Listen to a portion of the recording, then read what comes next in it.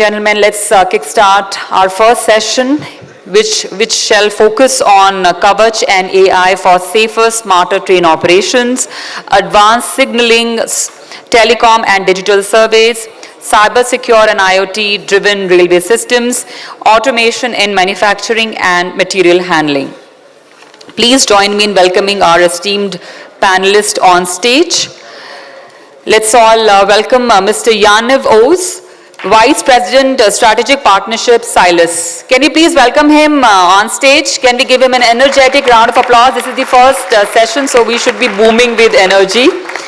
Mr. Yaniv Oz leads global partnership at Silas, bringing over 25 years of cybersecurity and networking experience.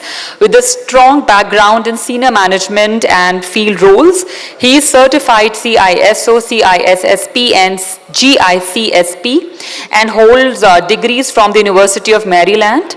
Moreover, Mr. Yaniv holds a BSc in Information Systems and a Master's in Business Administration from the University of Maryland. A very warm welcome to you, sir. Joining him on stage, we have with us Shri Manish Agarwal, Head Rail Infrastructure Mobility Siemens Limited. Please put your hands together and welcome Shri Manish Agarwal on stage. With 32 years at Siemens, Shri Agarwal leads rail infrastructure, signaling and telecom, a Delhi College of Engineering alumnus and IIM Bangalore executive graduate. He was instrumental in bringing Siemens mass transit solutions to India and has played a key role in transforming the signaling business. Moreover, he inherited leadership qualities that led to his appointment as the business head mobility management in 2016.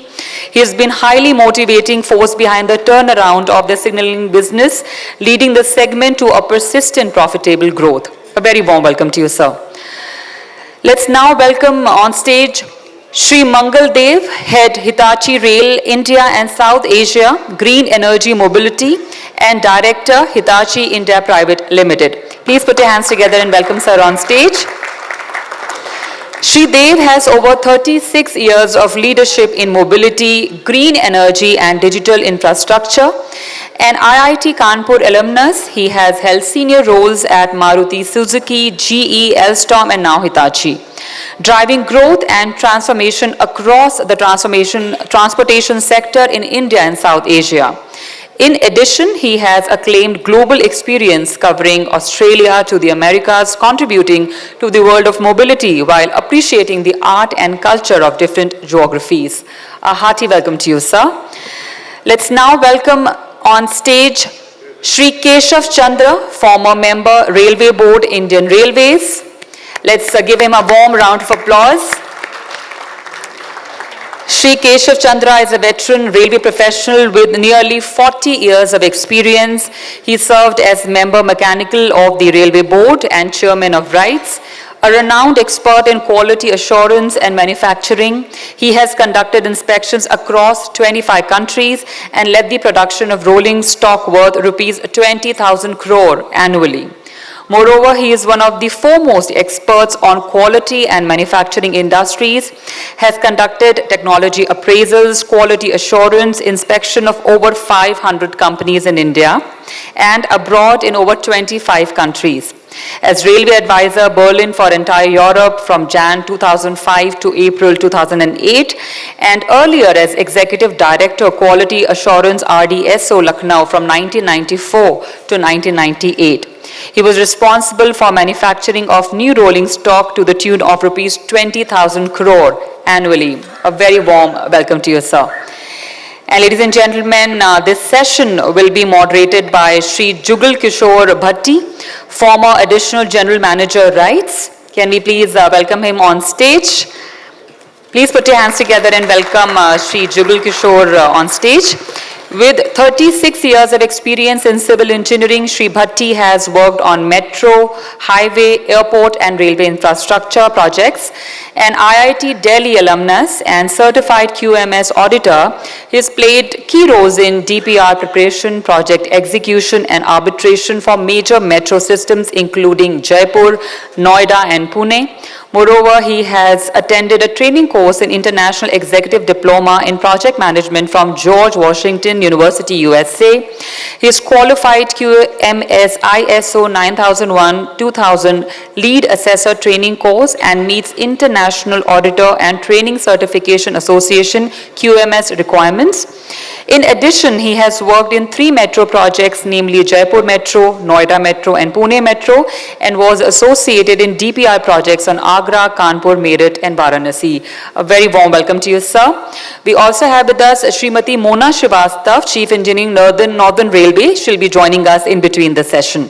And I now hand over the session to esteemed moderator for further proceedings. Over to you, sir. Thank you.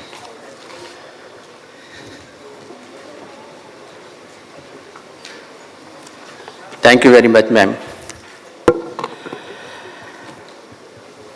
First of all, I would like to thank Shri Ashok Goyal, Chairman Rail Analysis India, who gave me an opportunity to speak at this 6th edition of Rail and Metro Technology Conclave 2025.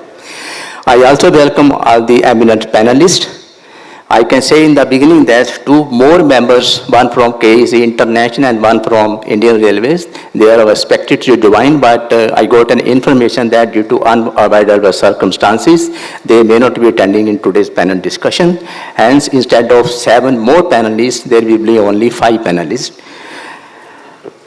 Now, before I start, let me tell, we have experts from Indian Railways, Hitachi, Siemens, and Silas. Myself, J.K. Bhatti, moderator, matter I am already informed. I have worked in RISE for 36 years, and I am very thankful to RISE that they have given me the opportunity to work in so many mega projects. I have done BE Civil from Punjab University, Chandigarh. Then I was on study leave for 18 months and did MTech Building Science Construction Management from IIT Delhi. I was on study leave for 18 months. Then I did MBA Finance from Indira National Open University. Then RISE was kind enough and they deputed me at George Washington University, and I had done a training in International Executive Diploma in Project Management. Now, before I ask views of the eminent panelists, let me start with context of the session. Today's topic is rail infrastructure, advanced signaling, telecom, and station redevelopment. As we know that to improve safety, efficiency, and passenger experience worldwide, countries, they are heavily investing on some of the areas which are modernization of rail infrastructure, we all know, and the advanced signaling system, integrated telecom networks, and station redevelopment. In today's session, I will try to bifurcate this contest in 3 parts. One is on use of advanced signaling system, and second will be on station redevelopment, and third will be on telecommunication upgrades in modern railways. So far as the use of advanced signaling system is concerned, I have bifurcated in 2 parts. What is the trend worldwide and what is the trend in Indian scenario. Now, if you see ECTS, which is also known as European Train Control System, and it is basically used in the European countries. If you see within the Europe, where it is being used, it is used as Belgium, Switzerland, as well as in Norway. Now, if we say out of the European countries, it is basically used in China, South Africa, and some more countries, because I am not going in detail due to paucity of time. And some of the countries which are planning this one is only few a number I have noted only, that is London, Paris, Singapore, New York, USA, and Europe. Positive trend PTC, it is being used in USA. Now coming to Indian scenario, we all know that as on today, India is planning a Kavach technology. I can say that Kavach will work under SIL 4, that is Safety Integrated Level number 4. It means that if Kavach will be provided in Indian Railways, there are chances that there will be one error in 10,000 years. Now, government is also planning for advanced Kavach 5, and this information will be given by the respective panelists during question hour. And so far as this is in metros is concerned, in most of the metro projects we are using CBTC. And if I say DMRC, which is one of the best metro company in India so far, initially before 2010, during phase 1 and phase 2, DMRC, it was using it this one fixed block system, and it has been done in the 3 lines, yellow line, blue line and red line, we all are aware. And after 2010, in phase 3, they have used CBTC and also in some of the upcoming 4 lines. Then thereafter in February 2023, DMRC and BEL jointly they have formulated indigenous, that is the IATS system, which is likely to be started. And they have done the red from Ritala to Shahid Satal, they have done one trial on the red line. Now coming to railway station redevelopment. If I see Indian context, we all are aware that the government has started a scheme, that is the Amrit Bharat Station scheme, in which government is planning 1,300 railway stations under phase 1. And recently, Honorable Prime Minister of India, they have said that we have to develop 553 railway stations, and these 553 stations, they are distributed in 27 states and 2 union territories. And ultimately, they are planning that these stations will be transferred into vibrant city centers. Now, government has also started a plan, that is the scheme Gati Shakti. What is doing there in Gati Shakti, they are connecting so many logistic and commercial hubs with the major stations. And they have also planned this integrated transport nodes. It will connect the stations with metros, bus and EV charging stations. Coming to worldwide, in worldwide they are having the development of that is known as TOZ, Transit Orient Development. And it has, what is they doing? It has been done in Tokyo, Hong Kong and Amsterdam. These stations are integrated with their retail business, housing, etc. They are also doing this smart amenities and international integration, then last mile connectivity. Now coming to telecommunication upgrades in modern railways. Globally, we are aware that it is high-speed 4G based system is being followed, and it is basically used in South Korea and Germany. And they are also planning the optical fiber, train to ground communication. Then they are integrating the IoT, smart sensor and advanced PI system. In Indian scenario, we are also doing the same thing, that is a global integration of mobile, and we are connecting the Wi-Fi with the railway station and also planning integration with the Kavach. Now, if I sum up all these 3 points what I have told, worldwide, this is very important. As India advances towards future-ready, tech-driven railway, therefore, accelerating signaling, telecom, and station redevelopment is critical and make panel topic highly relevant.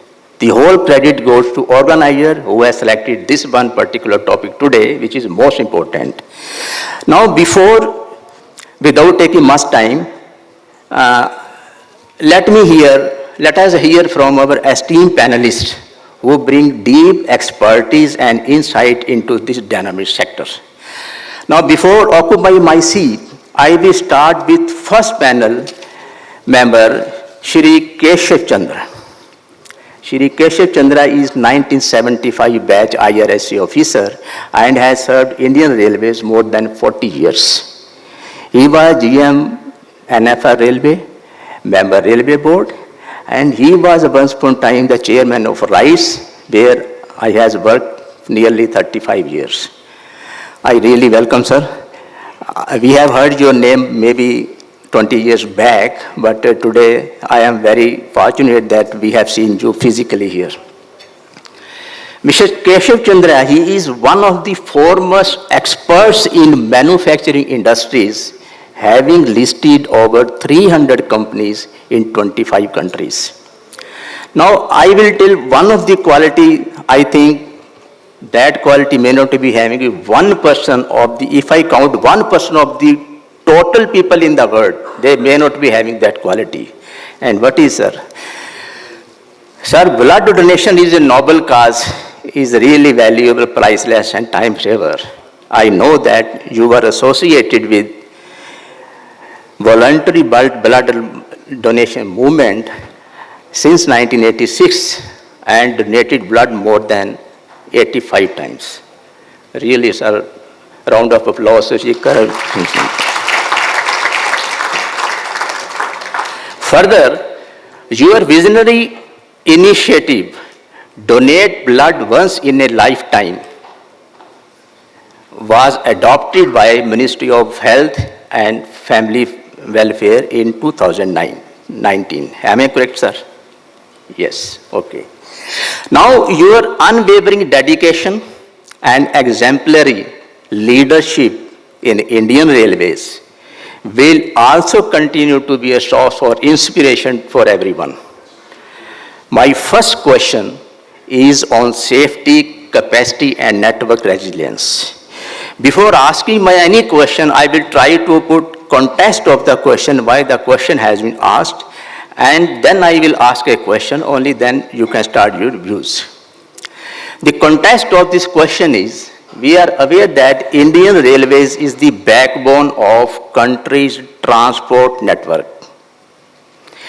In recent years, has prioritized modernization focusing on safety, capacity, and climate resilience.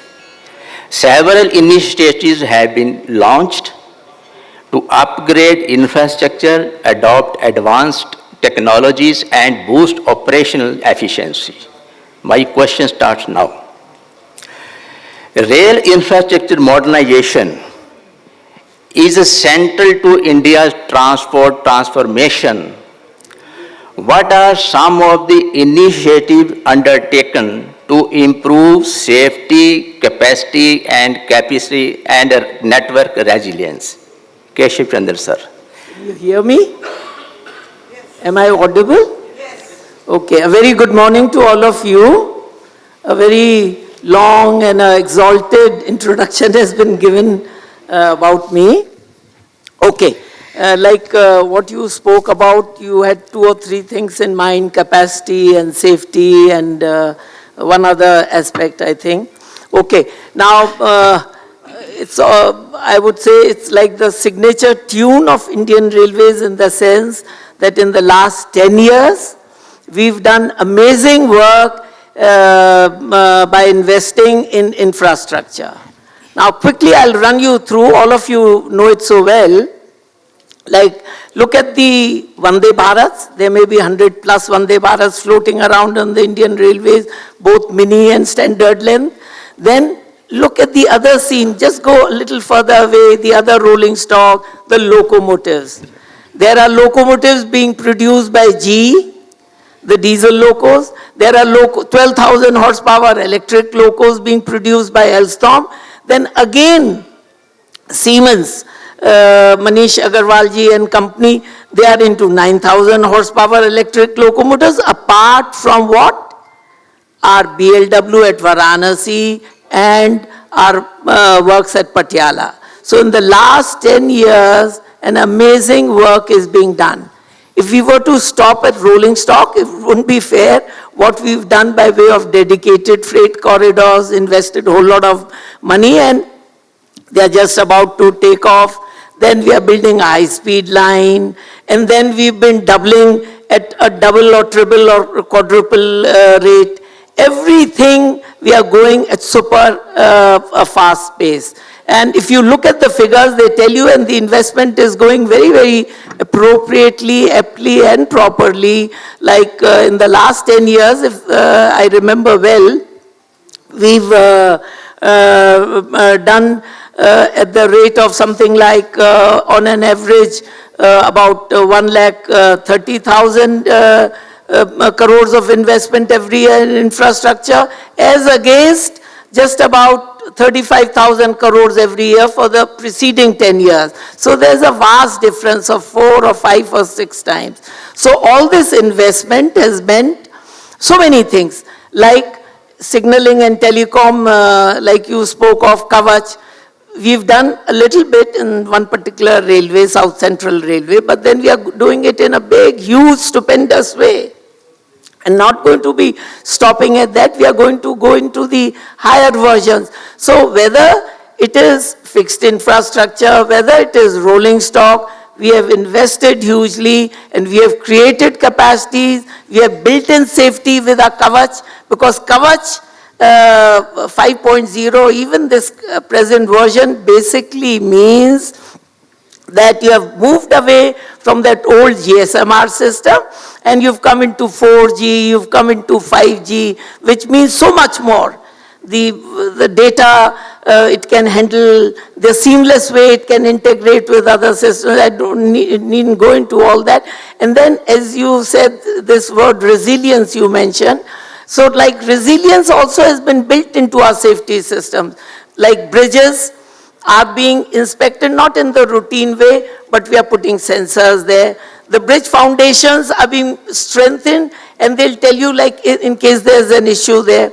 And we are also introducing a lot of other things also, because we have about 10 lakh technicians apart from a lakh odd supervisory cadre and a few thousand of officers. So those also are being trained in a very beautiful way so that the safety enhances, because they form the core of what?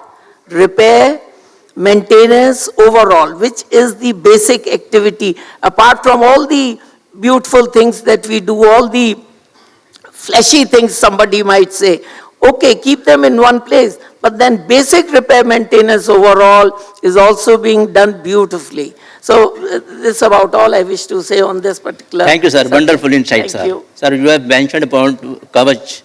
Now, my second question is extension of Kavach. I will directly come to my question. Kavach 4.0 is already under adoption. Now, Indian Railway will start a major initiative in the name of Kavach 5.0. It will work for metro and suburban in trains and will be ready by December 2025. That is Kavach 5.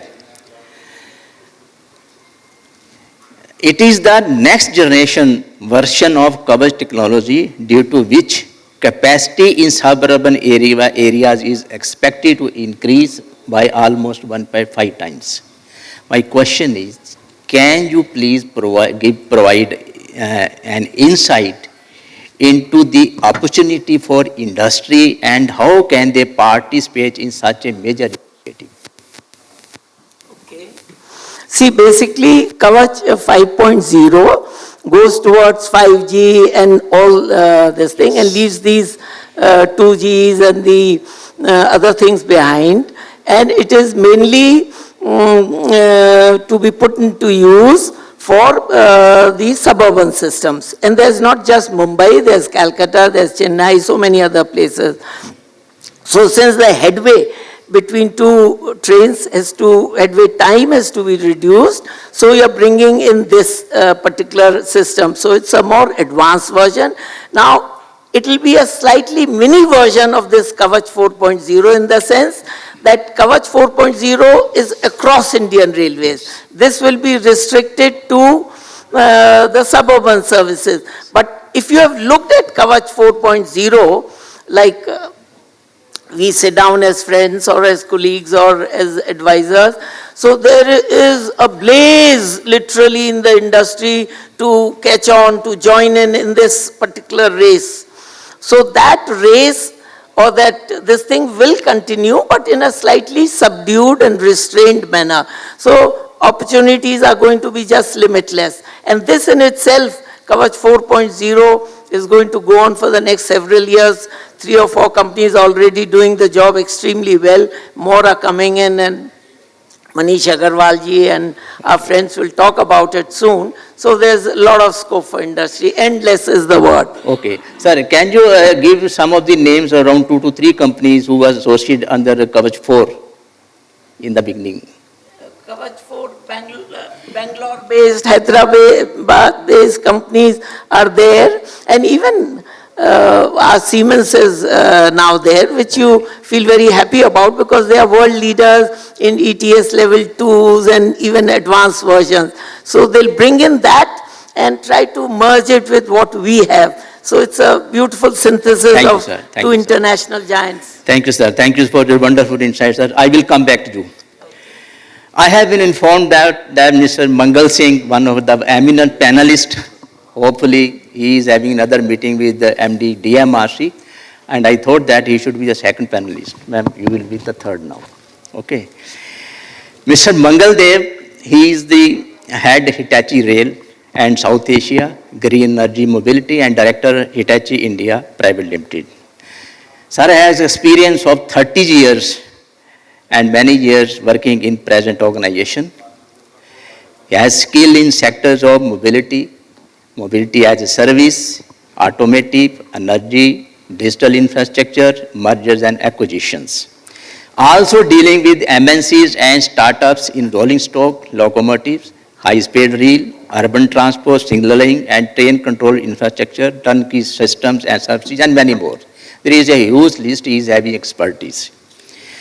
Sir, Hitachi is a complete railway station solution provider, including OT, IT, and IoT. Technology for mainline passengers, freight, railway, and UT. My question is, green energy, mobility, and sustainability is becoming a major focus area due to rapid progress in India, both in railways and metro sector.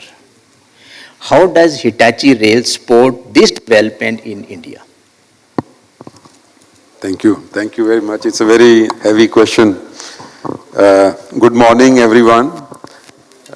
It's a privilege for me to be here on this panel amongst all, learned people, and I will try to address as much as possible. First of all, let me give you a little bit of a flavor of Hitachi.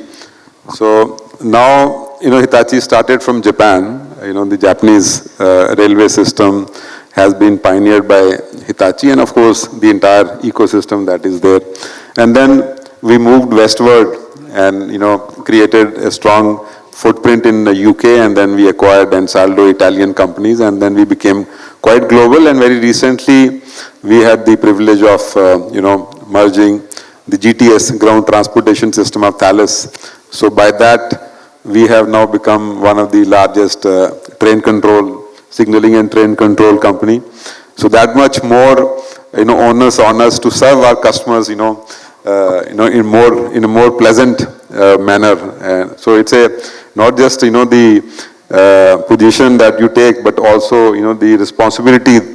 So therefore, Hitachi has been investing heavily into new innovation technologies, and sustainability has been, for a very long time, sustainability has been at the forefront for Hitachi. And with the recent age of digitalization, we have also created a multiplication factor with the digitalization. So the sustainability and digitalization is something, together with innovation that is happening, will take us to the future, because the challenges of future are much more complex. Yes. And it's a multi-variable equation, and you can't solve it just by one factor called cost. Yes. So you need technology, you need innovation, you need to save this planet for all of us to have a healthy life, as well as for our next generation. So coming back to your basic question, what Hitachi is doing in sustainability. So I would say that, the railways is the most energy efficient, the transportation system. When they adopted electrification as the mode of energy, from diesel, to the electric, and Hitachi has been at the forefront. The Hitachi electric locomotives have been, made way to India, and they had been used for a long time. And I still remember Hitachi's DC traction motors as still getting, manufactured in India by various companies. So in the electrification, Hitachi has played a very significant role, not only by providing locomotives, but also technology which captures your braking energy and put it back into the system, so regeneration has been one of the greatest, benediction that the railway could, benefit from. And therefore, this is highly carbon sensitive, saving a lot of carbon footprint on top of railway as such, which is a very highly carbon sensitive transportation system. Now, recently, we have taken 3 steps. So, the entire ecosystem, so, starting from what we do within Hitachi. So, whether these are our products that we design, manufacture, so we are making sure we are putting our money into innovation to have more and more energy efficient, more and more recyclable products. So to the tune that, almost 98% of these materials can be recycled. And the energy efficiency, has made a very huge impact from the times, when we started working on it till today. So we have the most energy efficient trains in every way that you can imagine. So the products, innovation and design is one that we do. And then the entire supply chain, our partners. So we are making sure that our partners also understand sustainability, and then they also, work in a kind of a co-creation, collaborative manner with us to keep sustainability as the central theme of our development. And then on the other side, with our operators like Indian Railways or with all the global operators that we work with, we make sure that we can sweat our assets to the maximum. So we can use these assets to get the maximum performance and the maximum benefit. Therefore, we also support our customers with the high level of maintenance and also digital solution, which will help making sure that we can predict the health of all these components, these systems, and able to extend the life. The first is to extend the life as it is, and the second is to do a kind of a feedback system into our design. So whatever is the performance, if certain areas need to be improved, then we feed it back into our design, and then we improve the design. And third is the maintenance cycle time, so that we don't keep the trains out of operation for a long time. So we plan our maintenance beforehand, and then as soon as the trains are taken to the maintenance depot, we make sure we turn it around in a very short time. So on this side, we are helping our operators and customers. Then internally within Hitachi, what we are doing, our entire ecosystem is well tuned. So we are, sustainability is kind of, interlooped and interplugged in all the things that we are doing around Hitachi. So all these solutions are coming to India. So whether we talk about metros, where we are doing the entire turnkey systems, or, specifically we are doing signaling and train control with the CBTC latest, and before that, the ETCS that we implemented in India for the Gati Shakti, which was one of the first Indian Railways pride. And we continue to work with Indian Railways, and very recently we commissioned, the dedicated freight corridor, the western side, which is, very high speed freight movement, to the speed of around 100 km/h, and train moving at every 10 minutes. So the headway is reduced with the SIL4 safety, by commissioning all kind of systems that are required, the interlocking, electronic interlocking, the multi-section digital axle counters, and the LED signals, and all the paraphernalia that is required, to achieve that kind of safe operation. So I can go on and on, but I will also mention that Hitachi's role in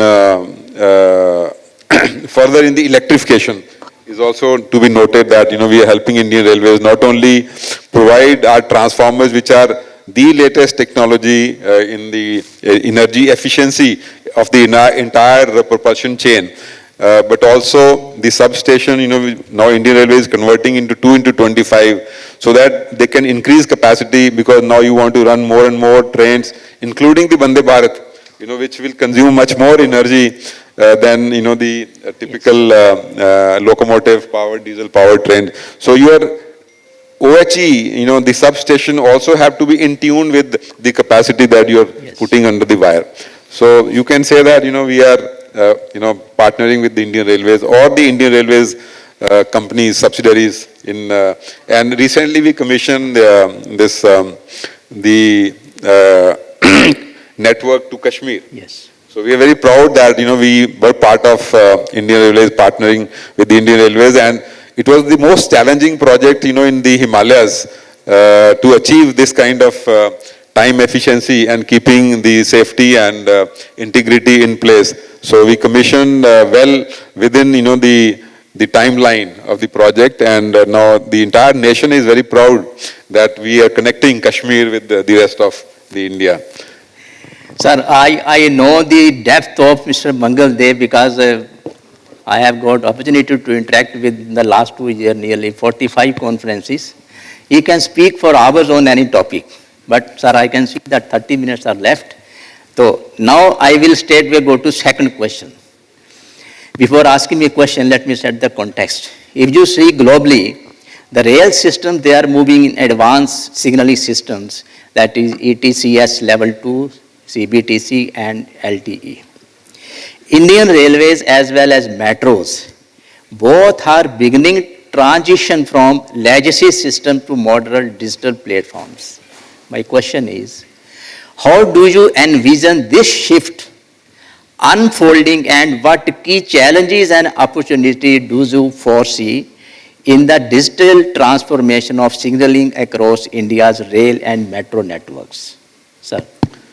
So this is a, Indian Railways, this is a very good question, and I think we should all try to understand the legacy of Indian Railways, the kind of different technologies, for the over 25 years, more than 25 years, Indian Railway has been using electronic interlocking. When the digital era started, and Hitachi, through acquisition of Ansaldo, became the pioneer in, doing this first station on Indian Railways, and today we are close to 1,300 stations, which are equipped with Hitachi's interlocking plus the dedicated freight corridor, etc., etc. So, Indian Railway, when you look at this massive network, it's a big challenge because you have so many legacy systems, and how do you continue use those legacy systems and then make them interoperable or interface with the new technologies that you are trying to plug in.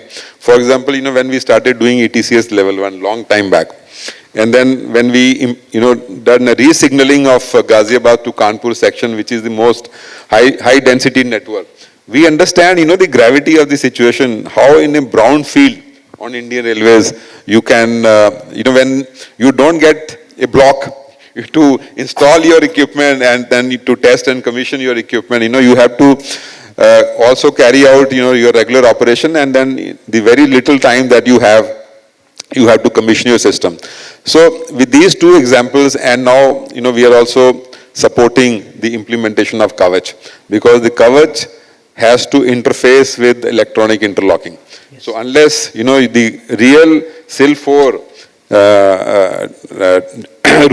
route setting system, is not interfaced with the ATP, which is Kavach, then you can't achieve, the overall efficiency or overall safety.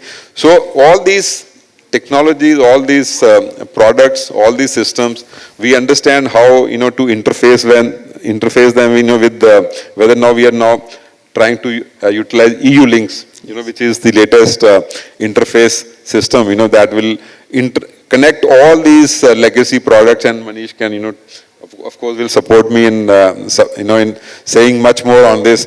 So this is what Hitachi has been doing, and in addition to all this, Indian Railways is also very conscious about capacity.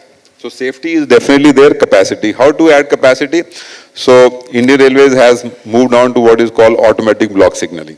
So this is a concept which is, you have a big block section, then you divide that into further sub-block sections. So at the two end you have the digital axle counters, and then you have the signals, and then the interlocking system, which makes sure that, the train is safe. And then you can put more trains in one block.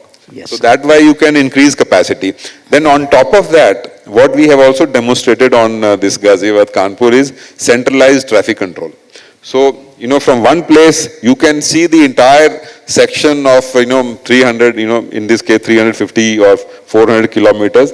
And then you can set the routes as you like based on if the trains are late or trains are coming, ahead of time. So you can even change the timetables of these trains, and if there is a disruption accident, then you can also reroute the trains. So this is going to be great help in improving the performance of operations of Indian Railways. And the third one is what I also talked about, the digital asset management, the predictive asset management. So we also bring this technology not only on the rolling stock, but also on the infrastructure side. So not only on the signaling, but also on the OHE, on the substation, and on the track. So all this put together, I think, we can create a network India will be very proud of, because it is going to serve the entire nation. Okay. Not only in passenger, but also in the freight. Overall logistics costs will come down. And I think it will be a great contribution, to the economy of India, to compete with the rest of the world. Thank you, sir. Thank you. Wonderful, sir. Sir, if you give me permission, I will ask one question to ma'am, then I will come back to you, because I think you must be given a breathing time in the meantime. We are having Shrimati Mona Srivastava, Chief Engineer, RC Northern Railway. She is IRS officer of 1998 batch and has more than 90 years experience in infrastructure, maintenance of assets, trains, operations, planning, designing, execution, modernization of stations, etc. Ma'am, you have led planning, management, execution of mega project, that is modernization of New Delhi railway station, Andan Vihar, as well as Bijwasan. And also done the master planning for upgradation of 150 Amrit station across Northern Railway. Now, before asking my question, as you are aware that the government has planned Amrit Bharat station 1,300 as on date, 151 station, I think these are maybe redeveloped by Northern Railways.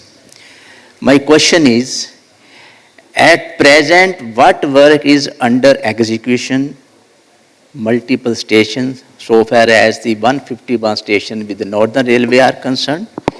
Can you share more insights into this, and which stations are under redevelopment and their status, etc.? Thank you so much. A very good morning to this July gathering. My respected seniors who are present here, and colleagues and ladies especially. I'm looking after currently the road crossing works over Northern Railway, but earlier I was actively associated for more than 2 years over station redevelopment projects of Northern Railway. As brought about by the speaker, that we are doing 100 plus stations right now, but currently, if I say so, Northern Railway is doing a soft upgradation for almost 70 stations, and besides this we are looking at 16 stations wherein we are doing major redevelopment, that is on EPC mode. So this is one. Besides this, we are already in the process of carrying out the feasibility study for another 15 stations over Northern Railway. So if you look at it, it's almost a sum total of 70 plus 16 plus 15. So this is what is the current status. We are trying to deliver 2 or 3 stations before this March, which are predominantly being done on EPC mode. And besides this, there are other stations also which are in the fold, but they are slightly at a later stage, I would say, in the process of feasibility and planning and so on. So I hope that answers your question. Ma'am, you have mentioned about 15 past 17, 47 stations. Yeah. But the status of rest of the stations, they have not even started so far? No, it's not so. You see, as I mentioned, first 70 we are doing soft upgradation where 70, okay. Yeah, 70, Okay, right. okay. So 70 stations we are coming up with soft upgradation, which means there would not be major functional or structural changes, but we are trying to augment the passenger amenities and make it a seamless station by soft upgradation. Okay. That is one category. The second is wherein we are going for a major change, as in they could be brownfield or greenfield stations, but we are coming up with a very major change, as in we are doing the complete station building, or say the yard, the complete circulating area, both the sides, trying to connect both parts of the city. So those are the major EPC projects, and those are 16 in number. They are being jointly done either by construction, Organization of Northern Railway, or RLDA. RLDA is again a body associated with railways, which you all are already aware of. So these are the two major execution agencies who are looking at these 16 stations. Thank you, So ma'am. that's it. Ma'am, I have a couple of questions. I will come Right, after that. thank you. Now I am again coming to Mr. Pandey ji. Manish ji and sir, I will just come after this because he has to leave. Sir, my question is, sometime ago, India announced a tender for supplying trains to the Mumbai-Ahmedabad high-speed corridors. This tender included 24 Japanese E5 series Shinkansen trains. There were also bids to Hitachi Rail and Kawasaki Heavy Industries. The question is, can you provide an insight into latest developments of this project? Thank you. I think I must say that, India finally took the step to commission a very high speed, high speed and then very high speed corridor between Mumbai and Ahmedabad. So it was very, very challenging, for a long, long time, India conducted feasibility studies and then finally decided that this should be based on Japanese technology, because when you compare the Japanese technology with the rest of the world, they stand out in so many different ways. And punctuality, everybody knows, the punctuality of the Japanese railway system, and safety, and then, the customer centric services that they provide. And also, in addition to this, you will also notice in Japan, the entire infrastructure is completely new. So it's not a kind of existing infrastructure, and on top of that you're running so because you have to achieve exceptional performance, and therefore a new infrastructure has to be set up. And Japan, you see the landmass is very limited, so the use of land is also very, very important. So how effectively they have created stations, they have become new cities, wherever they have created station. And Japan, you will see that there are a lot of mountains. It's a very mountainous region, and then you need to make tunnels for high speed. So you can't make very large, SOD for this system. So, you have to restrict so that you can optimize on the overall cost. So by far, India found that, Japanese system was the best, and they decided to implement. And since then, the land acquisition started. So, the land was acquired first in Gujarat, and then, it continued, and finally, the land was acquired in Maharashtra. So the speed of the project is defined by how quickly you acquire the land and how quickly you award the contract. So first came the civil contracts. Yes, sir. So the good news is all the civil contracts have been awarded long time back, and then came, the track work. It's a kind of a sequence. So first the station viaduct along the network, and then the track, and then the electrification, and then comes the other systems like signaling and train control and rolling stock. So a lot of time passed by, in making sure the viaduct and the stations and the track was awarded, electrification was awarded. It was meeting all the requirements laid out in the Japanese high-speed system, Shinkansen high-speed system. And so, when it was planned, they decided that we will run a very proven high-speed system, so which was based on E5, a series of Shinkansen trains. And, you know, as you see, the lot of time has elapsed. So now, when you look at today, India had to decide whether to continue with the E5 or look at even something, you know, more brownies. So they found that, you know, Japan is also working on a new generation E10 Shinkansen. So since more time is required to commission, you know, all the system that I talked about. So once they are, you know, completely sure of when this system will be commissioned, they found that, you know, the E10 train will be in a kind of a early prototyping and then series manufacturing. So what I think, which is now a kind of a in the media, the news is in the media that the E10 Shinkansen train will be launched simultaneously in Japan and India. And obviously, you know, to support this entire ecosystem, the rest of the assistance will also be coming from Japan. So it will get commissioned very soon. You know, the pace depends on how fast the civil and the electrification work gets commissioned. Thank you very much, sir. Now we are having Shri Manish Agrawal ji, sir. He is head Rail Infrastructure Mobility Siemens Limited, has 27 year experience in BD PMC, sales in India and abroad. Sir, Siemens is technology company focused on industry, infrastructure, digital transformation, transmission and general and electrical powers. My question is, Siemens in a consortium has bagged a contract worth rupees 4,100 crore from NH High Speed, NHRCL, the implementing agency for India's first high-speed rail project. Under the contract, Siemens will implement European train control system, that is ETCS, Level 2 based signaling and train control technologies. Please share some insights into this major win and timelines for this project. Say it again, please. Insights on? Please share some insights into this major win and timelines for this project. I am asking about the project which is costing 4,100 crores. Yes, thank you, sir. We have won this project some days back. The contract actually was signed 2 days back, and now we will start implementing the project.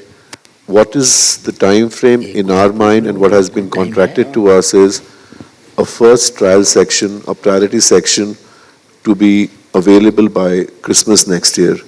So in 2026 December, the first 100 kilometers has to run signaling there, ETCS level 2, and a high-speed train being there from BEML ICF. BEML ICF is also making the train, and we will integrate with them to have a first trial run ready somewhere in November, December of 2026. That is the plan. The plan is very ambitious, and it will have its own challenges reaching there. And the next milestone will be the complete line, the balance 400 kilometers. This will take another 2 years' time. So by the time the E10 trains come, as Mangal Dev was saying, this section will be completely signaled and can be used on that.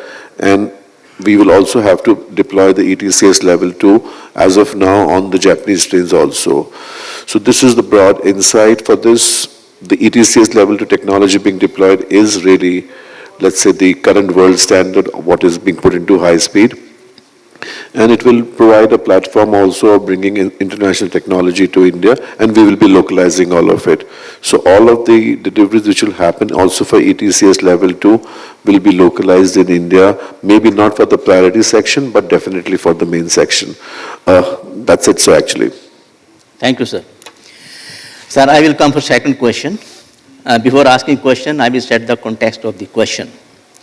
The modernization of railway system is increasingly driven by technological convergence and digital infrastructures.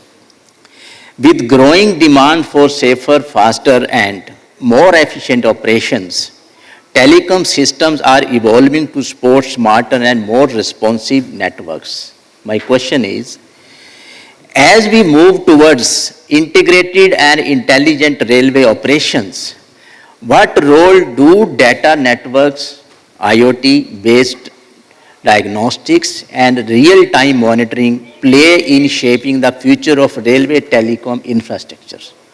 Question is clear or should I repeat, sir? This question I will answer and he will supplement it, because without his contribution, this dream of the railway will not be fulfilled. Yes, we can also do similar, but we will do it together or however we do this. There are millions of assets on the railway and they don't talk to each other. The first step will be they need to talk to each other. On a most simplistic model, it is like in former days we had PCs at home which needed to have a Ethernet cable into them or a telephone cable into them to make them talk. Today we don't have that anymore. They all have a Wi-Fi dongle or a Wi-Fi enabled inside, and that's the first step. The first step is all railway legacy assets will have to have this equivalent Wi-Fi dongle, and which will take the data from that Wi-Fi dongle and take it to one place where it has to be converted to a language which people understand. A common language which could be, let's say, U-links in the railway setup, which people start understanding. And once this data is moving from the railway line or the railway side to, let's say, a room like this or a smaller room, you need a certain amount of data security.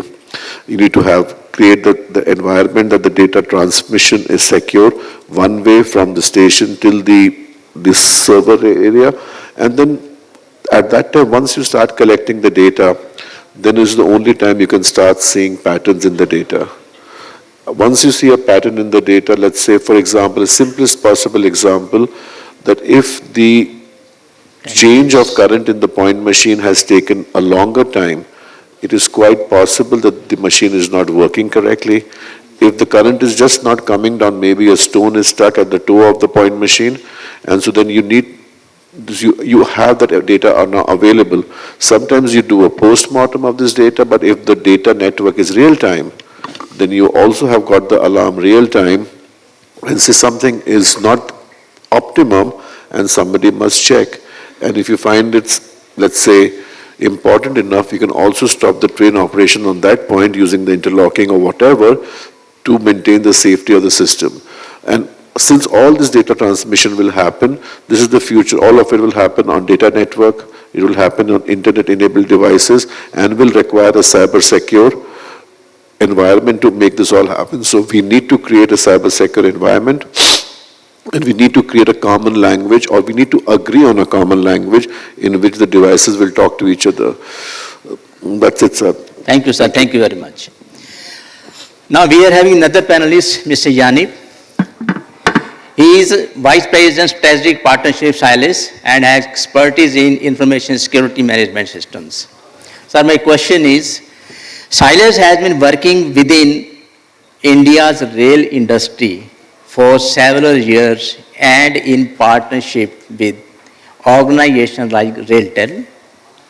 Please share some insights with us on this and the progress.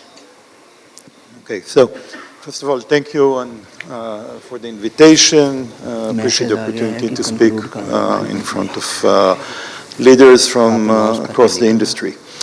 As my title is, VP Strategic Partnerships, we believe in partnerships. Silos is a software company that operates in the cyber-physical world. And we go on, our systems are being installed across the world and in India.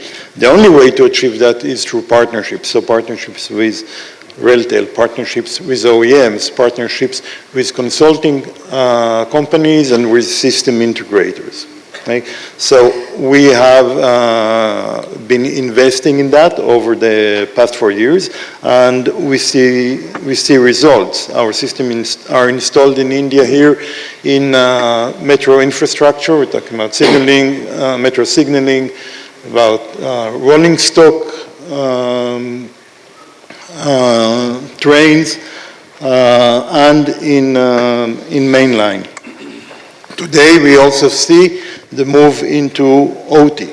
Okay, so where the risk initially was in signaling, everyone focused on signaling, then moved on to realization that rolling stock is also vulnerable, and especially talking about 5G, all the digitalization and so on.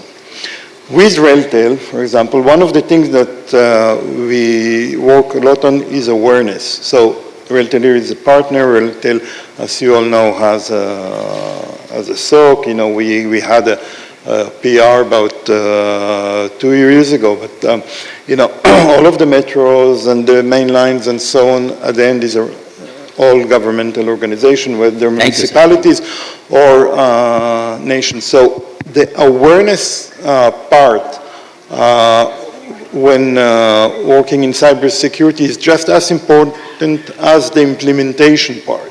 Okay? It's understanding what are the risks. There are many new technologies that have been discussed. It's advanced signaling, IoT system, and so on. These all open up the networks. Networks used to be in the past protected by a gap, air gap. Everyone knows it. But all these new technologies create bridges over the gap. And in order to be able to continue to operate and to provide the service to the public, have high uptime, lower cost and so on, you have to invest in cybersecurity and in advanced cybersecurity in order to detect any potential breaches, anomalies in communications and so on. So we rely a lot on partnerships, and we appreciate also the partnerships that we have been able to form here and strengthen over the past 4 years. Okay, thank you very much, sir. Sir, one question more. I think you please try to finish it within 45 seconds because only 6 minutes are left. Then it will be open for question answer. What is your perspective on the future of Indian rail and metros technology landscape by 2030? Can you suggest 2 key technologies needed to adopt and make the Indian ecosystem future ready, and why? Sure. So again, to continue what the esteemed panel talked about here, there are 2 technologies that are a must. So first of all is 5G, right? In order to bring all of the advancement, all of the new applications and technologies to lower operational cost, bring in remote monitoring with IoT, you have to have broadband, you must have 5G deployed. And we see first, the first project involving 5G these days. But the other aspect of that is the attack surface. Okay, all of that really opens up the attack surface on the network, on the operations exponentially.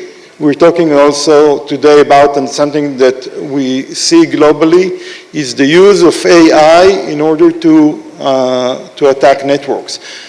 Script kiddies now use AI to do advanced attacks like nation states used to do before. So the second technology is advanced cyber security, and Thank you very much, sir.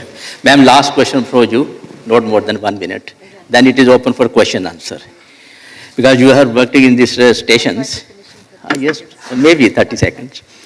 Based on your experience, what are the key challenges and opportunities in coordinating across various stakeholders, such as railway division, urban local bodies, private developers, financiers, during the planning and execution of large-scale station modernization projects? This question has been asked especially because you are looking after 151 stations.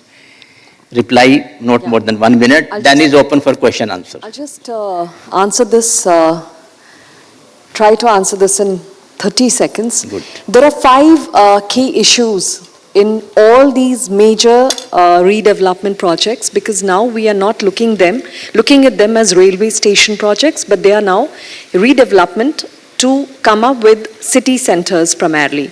So there are 5 major issues. One is the complex statutory clearances that we go across at every station in every city. The second is the financials, as in who comes in to finance the project and what are the risks involved. The third is coordination there is a complexity in coordination which causes a lot of issues. So there has to be a clear communication between the major stakeholders, and now we have 5 major stakeholders if you look at the city development agencies, that is one, railways, the second, third is the financiers or the people who have interest, the fourth could be private parties or the industry, I kind of segregate them from the financiers, and the fifth is the people for whom we are doing all this.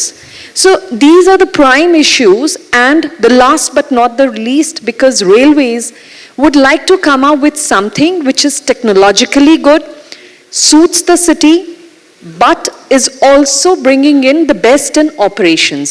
So these are the 5 prime issues which I feel we need to tackle with. That's it. Thank you. Thanks for your time. Thank you very much, ma'am. Thank you. Now it is open for question answer. Whosoever is want to ask question, please give your name, your organization, and to whom you are asking the question.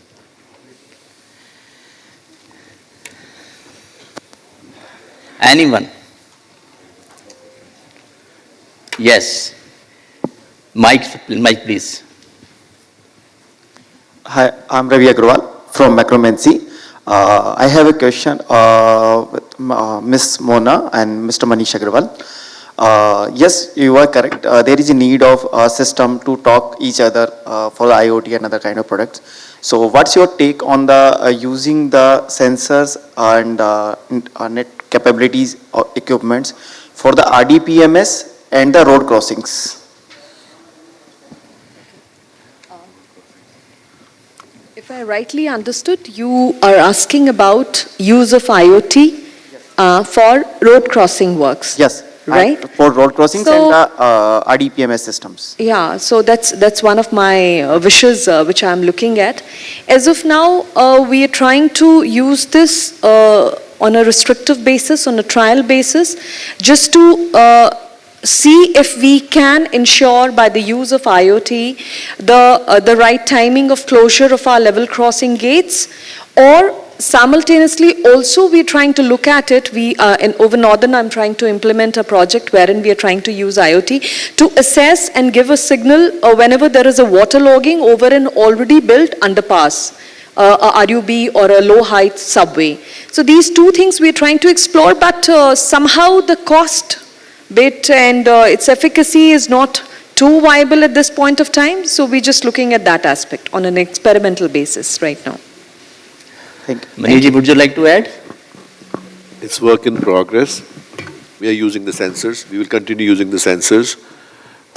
And to remind everybody, and also you, everybody in the railway setup, it's like Google Maps 15 years back. The more the data it will be there, the more effective it will become. It will not be effective in the first 1, 2, 3 years. It will become effective once we are able to push in a lot of data, and it's really not the easiest of activities. So RDPMS is also very far away. To make it effective, to really say that we are able to improve and showcase an improvement based on interconnectivity of assets. It's a very long way away, but it's a process, it's a path we will all take. Thank you. Any one more question? No question. Then you can interact with our eminent panelists during tea break.